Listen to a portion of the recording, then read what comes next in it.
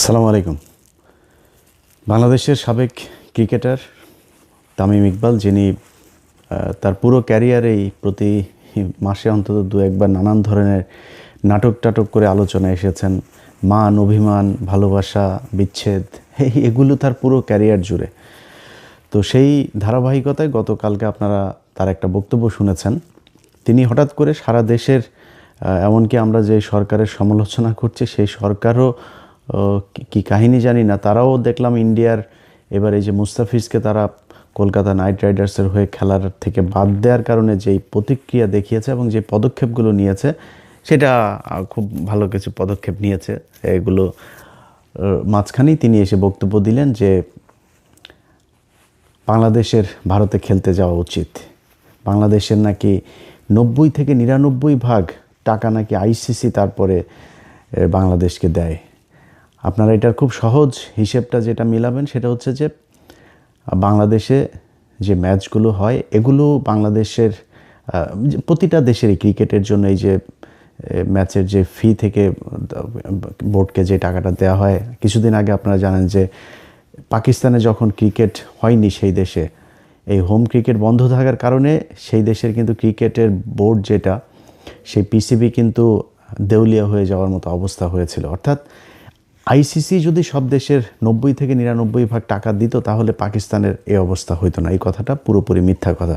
এখন এই মিথ্যা কথা হঠাৎ করে তিনি এসে বললেন কেন, সেটা মূলত আজকের আলোচনা। খেলাধুলা নিয়ে আলোচনা করার সময় নাই, সেটা আলোচনার বিষয়ও না। এটার সাথে বিরাট একটা ষড়যন্ত্র তত্ত্ব জড়িয়ে আছে।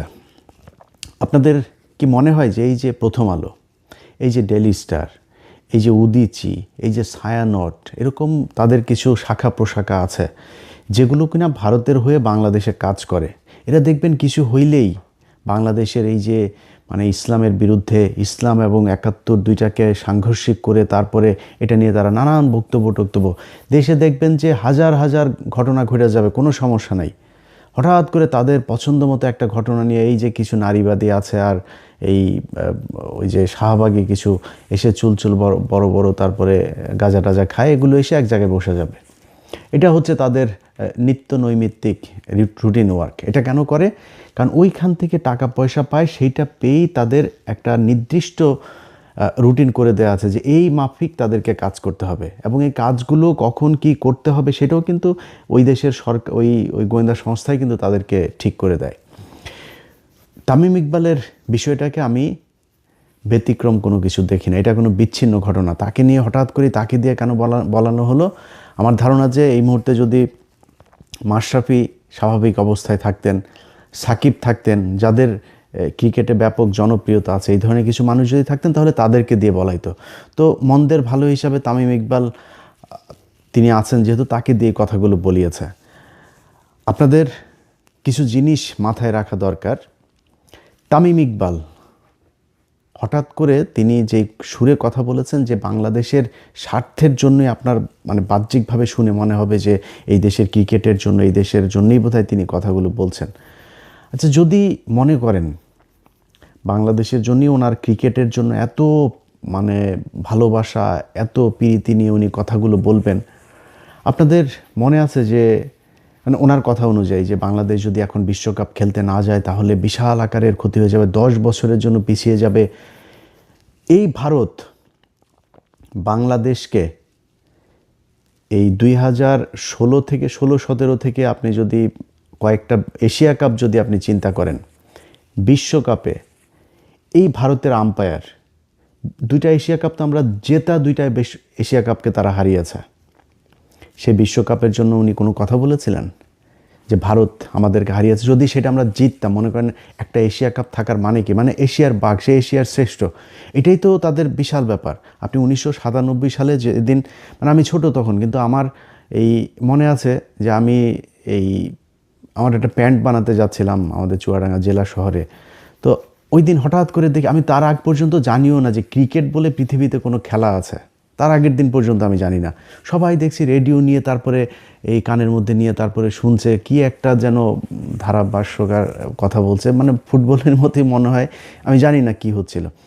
হঠাৎ করে আমি আবার আসার সময় দেখি ট্রেনের মধ্যে পুরো রং টং মেখে সারা দেশে বিরাট উল্লাস।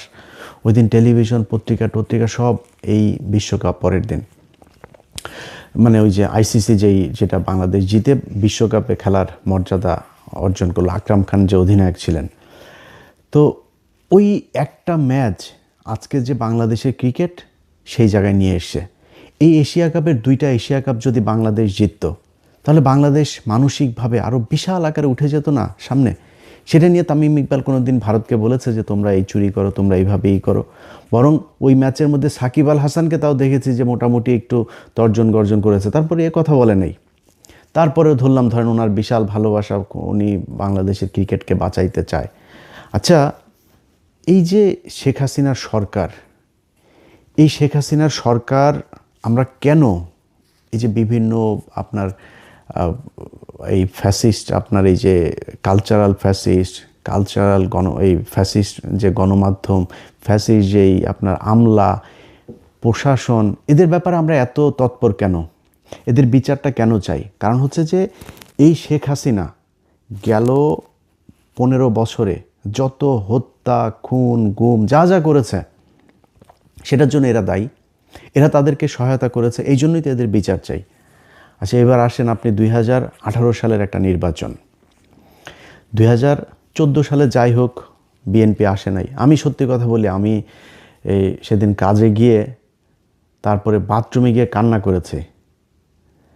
মানে এত খারাপ লাগছিল 2018 সালের সেই নির্বাচনটার রাতে। আপনাদের তো রাত, আমাদের এখানে তখন সকাল। এত খারাপ লাগছিল যে এইভাবে মানুষের চোখের সামনে মানুষকে এইভাবে বোকা বানিয়ে এই নির্বাচনটা এরকম করা যায়।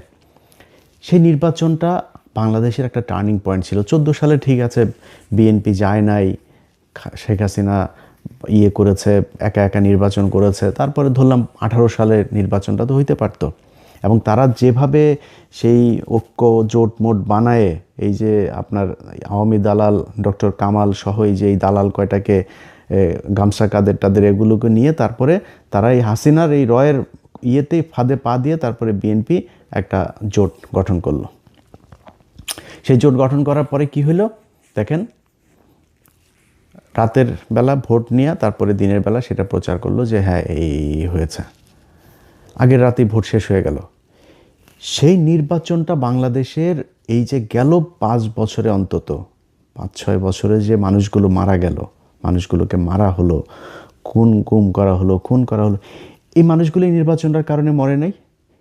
এই জন্য আমরা চাই যে এই নির্বাচন, এই প্রশাসন, এই যে জনপ্রতিনিধি সহ যারা সাংবাদিক, শিক্ষক, যারা এই শেখ হাসিনাকে সমর্থন দিয়েছে তাদের সবার বিচার হইতে হবে। আচ্ছা, তাদের যদি বিচার হয়, তাদের অনেকের বিচার হচ্ছেও, সেনাবাহিনীর পর্যন্ত বিচার হচ্ছে, তাহলে ক্রিকেটারদের বিচার হওয়া দরকার না? কেন জানেন? 2018 সালের নির্বাচনের পরে এই দিন আরেকটা নির্বাচন। আচ্ছা, আপনাদের মনে আছে এই যে মাশরাফি বিন মুর্তজা এমপি হলেন, ওই সময় দেশের যে পরিস্থিতি এবং মাশরাফি বিন মুর্তজার যে জনপ্রিয়তা ছিল, আমি বিশ্বাস করি মাশরাফি বিন মুর্তজা যদি মিরপুর স্টেডিয়ামে যায়, একদম স্টেডিয়ামের শেষ মাথায় উঠা যদি একটা মাইক হাতে নিয়ে ডাক দিত যে বাংলাদেশে আমরা এই হানাহানি আর চাই না, শেখ হাসিনা, খালেদা জিয়া, তাদের ভেতরের যে সমস্যা, এটা আমরা ক্রিকেটার যারা আছি, আমি অন্তত আমার জায়গা থেকে ডাক দিলাম, বাংলাদেশের মানুষ সবাই এখানে আসেন, যদি না আসে তাহলে আমি এখান থেকে, মানে সে কিছু একটা শর্ত দিতে পারতো। সে যদি এসে ডাক দিত এই দেশের, আমি বিশ্বাস করি তার যে জনপ্রিয়তা, যে নিরপেক্ষতা তার ছিল, যে গ্রহণযোগ্যতা ছিল, সে ডাক দিলে বাংলাদেশের অন্তত 2-4-10 লাখ মানুষ সেদিন চলে আসতো তার ডাকে। এবং আমার বিশ্বাস যে রাজনৈতিক দলগুলিও একটা করতো না, আসলে আমাদের মনে হয় একটা জায়গায় আসা উচিত। কারণ একটাই মাত্র জায়গা, সেটা হচ্ছে ক্রিকেট, যেইখানে বাংলাদেশের মানুষ কোনো দলাদলি করে না। এই ক্রিকেট যখনই আসে তখনই বোঝা যায় যে এই দেশের মানুষের কত দেশপ্রেম, সবাই এক হয়ে যায়। সেই ইন্ডিয়া হোক, পাকিস্তান হোক, ইংল্যান্ড হোক, অস্ট্রেলিয়া হোক, যেটাই হোক, ক্রিকেটে আমরা সবাই এক। এখন এই যে ক্রিকেট নিয়ে আমরা এক হয়ে আপনাদেরকে এত ভালোবাসা দিলাম, দেশের জন্য আপনাদের এত ভালোবাসি, আপনি 2018 সালে যখন দেখলেন যে আপনার তো অবসরের সময় চলে এসেছে, মানে আপনার যে জনপ্রিয়তা, আপনি যা করতে পারতেন ওইটার দিকে তাকাইলেন না, একটু দেশের কথাও চিন্তা করলেন না। আপনার জাস্ট যেহেতু অবসরে চলে যাবেন, এখন আপনার পরে কি করবেন, নিজের পকেটে ঢুকতে হবে, টাকা পয়সা, ধান্দাবাজি, নিজের ক্ষমতা লাগবে, কি দিয়ে হবেন, ব্যাস নৌকায় ঢুকে গেলেন। 2024 সালে আমি পৃথিবীর ইতিহাসে এরকম কোনো ক্রিকেট মানে প্লেয়ার দেখি না, এমন কোনো ক্রিকেট টিম দেখি না পৃথিবীর ইতিহাসে। বিচ্ছিন্নভাবে এই ইয়েতে আপনার ভারতে একটা হয়েছিল, সেও অবসরে ছিল এরকম একজন প্লেয়ার। মানে বাংলাদেশের সাকিব, মাশরাফি, ওইদিকে একবার তামিম যায় হাসিনার সাথে, একবার মুশফিক যায় হাসিনার কাছে, পুরো টিম ধরে আপনার নির্বাচনী ইয়েতে গেল, নির্বাচনী প্রচারণায় তারা অংশ নিল, একদম পুরো টিম ধরে। আমার মনে আছে, আমার চোখে এখনও ভাসছে যে তারা এই ওই যে গাড়িগুলোতে, গাড়ির বহন নিয়ে তারপরে তারা মিছিল করছে, নৌকার মিছিল।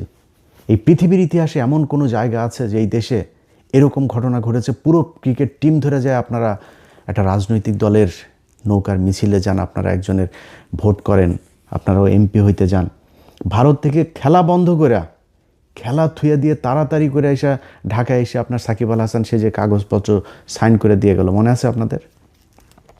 এই ক্রিকেট টিম, আপনারা যে খেলাধুলা করেন, আপনাদেরকে আমরা বিশাল ভালোবাসি। আপনারা আমাদের দেশের হয়ে খেলা যখন করেন, বুকের মধ্যে হাত দিয়া রবীন্দ্রনাথের চুরি করায় আমার সোনার ধনের বাংলা একটা গান, এই ধনের বাংলা গাইতে গিয়া তারপরে কি হয়, আপনারা বোঝান, আরে বাবা বিশাল ভালোবাসা। আপনারা কিসের ভালোবাসা? আপনি টাকা নেন, টাকা ছাড়া খেলেন নাকি? বাংলাদেশের এমন কোনো সেক্টর নাই যে এত টাকার মালিক হওয়া যায়, ক্রিকেট খেললে যত টাকার মালিক হওয়া যায়, কোটি কোটি টাকার মালিক হওয়া যায়। আজকে যে মুস্তাফিজকে নিয়ে আমরা এত কান্না করছি, আপনাদের মনে আছে? মুস্তাফিজকে এই যে মহেন্দ্র সিং ধোনি, এই ধোনির মতো এত ভদ্র প্লেয়ার, যারা আমরা খুব ভদ্র মনে করি, ধোনি এবং কোহলি দুইজনকে আমি ব্যক্তিগতভাবে তাদেরকে এই পছন্দ করি, এর মতো ভদ্র প্লেয়ার আমাদেরকে মানে চুনোপুটি মনে করে, তেলাপোকা মনে করে। এই মুস্তাফিজরা একবার মনে আছে পিচের মাঝখানে কীভাবে ধাক্কা দিয়ে, ইচ্ছাকৃতভাবে ধাক্কা দিয়ে মুস্তাফিজকে ফেলে দিয়েছিল, মনে আছে আপনাদের? মুস্তাফিজের যদি লজ্জা থাকতো, তারপর থেকে আর কোনদিন ভারতে খেলতেই যেতে চাইতো না, ওইটার প্রতিবাদ করা হইতো। ওনারা ভারতের সামনে গেলে মনে হয় একদম মানে ওই যে আইপিএলে ডাকবে কিনা ওইটা মাথার মধ্যে থাকে, ওইটা মাথায় থাকার কারণেই ওই করে আর কি, মানে ওরা যাই করুক সেটাকে তারা অ্যাকসেপ্ট করে নেয়। সেটাই ঘটেছে, সেটা সবার ক্ষেত্রে ঘটেছে, এবং মুস্তাফিজের ক্ষেত্রে সেটাই ঘটেছে। সে যায়, যে খেলে আসে, এবং আমার বিশ্বাস সামনেও যাবে, আবারও যাবে, কারণ ওরা তো দেশের জন্য খেলে না, দেশপ্রেমে ওদের ভেতরে নাই, ওরা টাকার জন্য খেলে। টাকা বলেন যে বিসিবি আর কোনো প্লেয়ারকে মাসিক টাকা দিবে না, দেখেন না খেলা খেলতে যায় কি না, টাকার জন্য খেলে। তারপরেও ভাই আপনারা খেলাধুলা করেন, কোনো সমস্যা নাই, আপনাদের কারণে। সেটা আপনি যদি এখন মনে করেন বিএনপি আছে, এখন জামাত আছে, এখন তো আওয়ামী লীগ নাই, আমি চাই না আপনারা, ইভেন আপনি অবসরে গেলেও আমরা চাই না যে আপনারা কোনো দিন কোনো দলে আসেন, কারণ আপনারা এমন একটা জায়গায় যে আপনাদের জন্য এই দেশের সব মানুষের ভালোবাসা আছে, সব মানুষ আপনাদের। হ্যাঁ, যদি বিশাল কোনো জাতীয় কোনো ক্রাইসিস তৈরি হয়, আপনারা একটা কথা বলেন যে ঠিক আছে আমাদের এইটা এখন করা উচিত, এটা জনগণ যেটা প্রত্যাশা করে, জনগণ যেটা চিন্তা করে, এরকম কথা বলেন, আমার বিশ্বাস সবাই মেনে নেবে। কিন্তু খামোখা এই যে নির্বাচনে যাওয়া, এমপি হওয়া, তারপরে ধান গম চুরি করার আশায় এই সংসদে যাওয়া, এটা তো আপনাদের দিয়ে মানায় না, আপনারা করতে পারেন না এটা, কারণ আপনাদেরকে আমাদের পকেটের টাকা দিয়ে আপনাদেরকে দেওয়া হয়, খেলতে সুযোগ দেওয়া হয়। আপনারা মনে করেন না যে আপনারা ফ্রি বাংলাদেশের জন্য খেলেন। তো সেই কাজগুলি তারা করেছে। আপনি এই গত 15 বছরের বাদ দিলাম, যদি 18 সাল থেকে 24 পর্যন্ত এই 5-6 বছরের কথাও যদি বলি, যে প্লেয়ারগুলো চুপচাপ 3 আগস্ট 2024 তারিখ 3 আগস্টও এই তামিম ইকবাল সে প্রধানমন্ত্রীর কার্যালয়ে গিয়েছে। ওই আমার এই ফেসবুক পেজে আমি গতকালকে একটা পোস্টে দিয়েছি, দেখেন সেখানে সে স্বাক্ষর করে গিয়েছে। সেখানে যারা যারা গিয়েছে একটা ওই দিনের যেই লগ শিট সেটা আমাদের কাছে আছে, সেটা আপনি সেখানে সে 3 তারিখে গিয়েছে। 3 তারিখে যাওয়ার মানে কি, আপনি এই জুলাই মাসে যে মানুষগুলোকে হত্যা করা হয়েছে আপনি সেটার পক্ষে কাজ করেছেন, এই জন্য আপনি হাসিনার কাছে গিয়েছিলেন। যারা প্লেয়ার, আর্মি, পুলিশ, ব্যবসায়ী, যারা যারা গিয়েছে শেখ হাসিনার কাছে, শেখ হাসিনাকে ওই ঘটনায় সমর্থন দিয়েছে, তারা সবাই খুনি। এই জন্যে আমরা চাই যে এদের সবার বিচার হওয়া দরকার। আপনি দেখেন এই আসিফ নজরুল উপদেষ্টা হয়েই তারপরে কি বলল, যে আমরা হাজার হাজার এই যে মামলা হয়েছে, হাজার হাজার আসামি করা হয়েছে। আরে বেটা, হাজার হাজার কি, লক্ষ লক্ষ আসামি হওয়া দরকার। কারণ যেই ব্যক্তি আওয়ামী লীগ করেছে সেই হত্যা মামলার আসামি হবে। এখন যে সরাসরি একজনকে খুন করেছে, সরাসরি একজনকে গুম করার সাথে জড়িত ছিল, একজনকে গুলি করেছে, তার শাস্তি এক হবে। যে একটা ওয়ার্ডের সভাপতি ছিল, একজন কর্মী ছিল, ওই বৈষম্য বিরোধী আন্দোলনের ওই ছাত্রদের বিরুদ্ধে ওই পাশে মিছিল করেছে, অবস্থান নিয়েছে, তার বিচার অন্য আরেকটা হবে, সে যদি কাউকে মেরে না থাকে। বাট বিচার তো হইতে হবে। এসেই বললেন না, এত মানুষের, এত হাজার হাজার মানুষের বিরুদ্ধে এইভাবে মামলা দেওয়া ঠিক হয়নি, এই কথা যেদিন বলেছে সেই দিন থেকেই এই আসিফ নজরুল আওয়ামী লীগের হয়ে তারপরে কাজ করছে। আওয়ামী লীগ, আসিফ নজরুল এসে এবার আপনার বিশাল আকারের নাকি তিনি আইন বিভাগের নাকি বিশাল কিছু করে ফেলেছেন। তো কি করেছেন হচ্ছে জামিন এখন খুব দ্রুত করা যাবে, আপনার অনলাইনে পেয়ে যাবেন এবং অনলাইন থেকে সাথে সাথে জামিন হয়ে যাবে। জামিন কারা হবে? ওই যে আওয়ামী লীগের ওদেরকে জামিন করার জন্য উনি তাড়াহুড়া করে এটা করেছেন। যদিও এখনও যারা ওই যে আওয়ামী লীগের সময় যেই আলেমরা জেলে গিয়েছিলেন, বিডিআরের লোকজন জেলে আছেন, ওই লোকগুলির জামিনের বেলায় আবার ওনাদের 4 দিন 5 দিন 6 দিন আমি এইখান থেকে দোষণ না দিলে আবার ওনারা ছাড়েন না। কিন্তু আওয়ামী লীগের ক্ষেত্রে কিন্তু গোপনে গোপনে, এই যে দিলীপ আগারওয়ালাকে কেউ জানেও না, অ্যাটর্নি জেনারেল, ওই কায়সার কামাল বিএনপির, আর এই আসিফ নজরুল, এই 3 বদমাইশ মিলা তারপরে দিয়ে দিল, জামিন দিয়ে দিল, চলে গেল। ওনারা না কিছু জানেনই না, কিছুই জানেন না ওনারা, এমনি জামিন হয়ে গেল। এক ব্যক্তিকে দিয়ে, একজন জাজকে দিয়ে আপনার একই আদালতের ভিতরে নিয়ে গোপনে গোপনে গোপনে গোপনে 2 মাসের ভেতরে সব খালাস, চলে গেল সে। ওনারা কিছুই জানেন না। তো এইভাবে ওনারা এই আইন বিভাগের বিশাল আকারের সংস্কার করেছেন, এর বাইরে আর কোনো কিছু করেন। এখনও পর্যন্ত ওই যে আপনার আবুধাবিতে যেই বিপ্লবীরা ওইখানে জেলে গিয়েছিল তাদের করা হয়েছে। প্রথম আলো ডেইলি স্টারের ঘটনায় মানে পোস্ট শেয়ার করেছে, এই জন্য তাদেরকে ধরে নিয়ে যাওয়া হচ্ছে। আর ভাই আমার নামে দেন আপনি সবগুলি মামলা, ওদেরকে ধরেন কেন? এই মানুষগুলোরে কষ্ট দিচ্ছেন কেন? এগুলি ভুলে যাবে এরা, এগুলি ভুলে যাবে, এগুলোর জবাব আসবে। এটার জন্য তো আপনাকে নিশ্চয়ই কিছু না কিছু তো পোহাইতে হবে। সময় সব সময় একরকম যাবে না, এগুলো আমরা দেখছি। তো যাই হোক, এই প্লেয়ারদের যে বিষয়টা, এই গত 15 বছরে যা যা ঘটেছে, এই যে আসিফ নজরুলের হাজার হাজার আসামি হওয়া যাবে না, এই প্লেয়ারগুলো আসামি হওয়া উচিত ছিল। কারণ এরাই 2024 সালের এই যে এই ড্যামি নির্বাচনের, এই স্বামী আর ড্যামি মিলা যে নির্বাচন করেছে, এই ড্যামি নির্বাচনের বৈধতা দিয়েছে এরা। এদের কারণে যখন দিয়েছে তামিমের মতো লোক, মাশরাফির মতো লোক, সাকিবের মতো লোক, এরা হাসিনার কাছে যাচ্ছে, এরা করছে। এগুলো দেখে তো মানুষ যারা আন্দোলন করতে চেয়েছে, যারা হাসিনার বিরুদ্ধে, তাদের মনোবল ভেঙেছে। আর যারা হাসিনার লোক তারা আরও চাঙ্গা হয়েছে, আর আমরা তো আর কি, দেশে তো আর জীবনে কোনোদিন সরকার চেঞ্জ হবে না, এরকম একটা পরিস্থিতি তৈরি হয়েছিল, এদের কারণে তৈরি হয়েছিল এটা। এখন এইসব জিনিসগুলোর পরে তাদের ব্যাপারে ব্যবস্থা নেওয়া হয় নাই দেখেই আজকে এরাই করছে। এই যে মুশফিক, কি সুন্দর, আরে বাবারে বাবা, ওনারা এখন সব প্লেয়াররা মিলে এক হয়েছে, খেলতে যাবেন। ওনারা সব প্লেয়াররা, মানে ওরা খেলতে যাবেন, খেলতে গেলে মাল পাবে, তো মাল পাবে, এই জন্য খেলতে যাওয়ার জন্য পারাপারি শুরু করে দিয়েছে। ওনাদের ভিতরে কোনো দেশপ্রেম নাই। সব কটাই যে কালকে দেখেছেন না, ওই বিসিবির পরিচালক নাজমুল ভাই, আপনাকে স্যালুট। আপনি এই তামিমকে যে ভারতীয় দালাল বলেছেন, ও ভারতীয় দালাল, খালি ভারতীয় দালাল না, ও ভারতের মানে এই চামচা, ভারতের আপনার মানে মাল করে, এই ভারতের টাকা খেয়ে তারপরে এগুলি বলেছে। ভারতীয় গোয়েন্দা সংস্থার লোকও, এই কারণে ও এগুলো করেছে। তো বিসিবিকে চাপ দিচ্ছেন ওনারা খেলতে যেতেই হবে, ওনাদের খেলতে গেলে মাল পাবে, এই জন্য খেলতে যাবেনি ওনারা। কি সুন্দর দাড়ি, এই যে মুশফিকের দাড়ি কি সুন্দর, আর বাপেরও দেখি বিশাল মুরব্বী, বয়স্ক, এই বিশাল পাগড়িওয়ালা মুরব্বী, হুজুর, এত আপনি প্রতিবাদ করা শিখছেন এখন। কই এই যে 15টা বছর এতগুলো মানুষের যে মারা হইলো, আপনি জানেন না এটা কি মিথ্যা কথা? এই যে আলেমগুলোরে ধরে আপনার মারা হইতো, এই যে পিলখানায় এতগুলো মানুষ মারা হইলো, এই যে হেফাজতের ঘটনা এতগুলো মানুষ মারা হইলো, আপনারা একটা কথা বলেন নাই তো। একদিনে তো একটা দেশপ্রেম দেখাইলেন না যে না এটা করা উচিত না, কি হইতো? আপনি তো খেলাতে আপনি তো মানে অটো চয়েস ছিলেন দলের, আপনারা তো টিম থেকে বাদ দিয়ে দিতে পারতো না, একটা কথা বলেন নাই। এখন আপনি এসছেন বিশাল আকারের এই দেশপ্রেম দেখাইতে আর হচ্ছে গিয়ে নীতি নৈতিকতা শিখাইতে। কারণ কি, খেলতে যেতে হবে। আর ওই যে ইন্ডিয়া থেকে মাল দিচ্ছে, এইটা বলো এইটা বলে ঠিক করো এরকম করো, এই বলে এইটার কারণে তারা এগুলো করছে।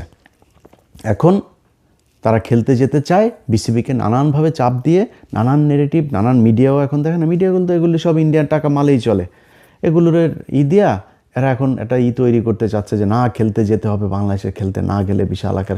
আরে বেটা, খেলতে আমরাও যেতে চাই, বাংলাদেশ তো খেলতে যেতে চায়, কেন খেলবে না বাংলাদেশ?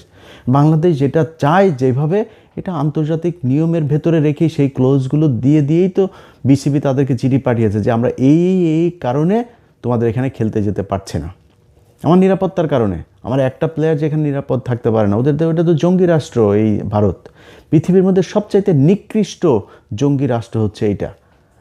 এর দেশে আপনি তো জীবন নিরাপত্তা নিয়ে আসতে পারবেন না। সো আমার সেই কারণ দেখিয়ে আমি চেয়েছি যে আমরা করব না, অথচ তিনার এখন খেলতে যাবেনি।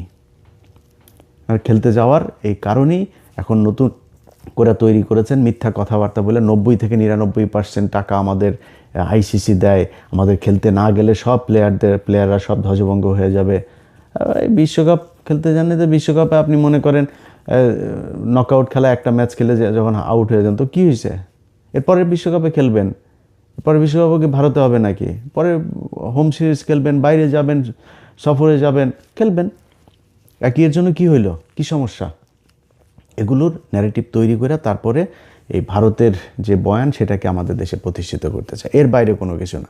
যাই হোক, আমরা এই প্লেয়াররা যেই আমাদের আবেগ নিয়ে খেলে তাদের পয়সার জন্য, এটা আজকে বোঝানোর জন্যই মূলত এই ভিডিওটা করলাম।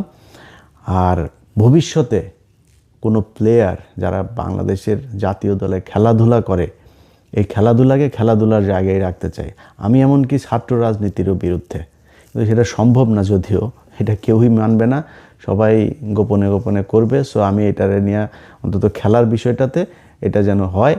এবং ভারতের বিরুদ্ধে বর্তমান সরকারের যে অবস্থানটা নিয়েছে এই মুস্তাফিজের ব্যাপারে, এটার প্রতি সরকারের প্রতি সর্বোচ্চ সমর্থন জানিয়ে শেষ করছি। আল্লাহ হাফেজ।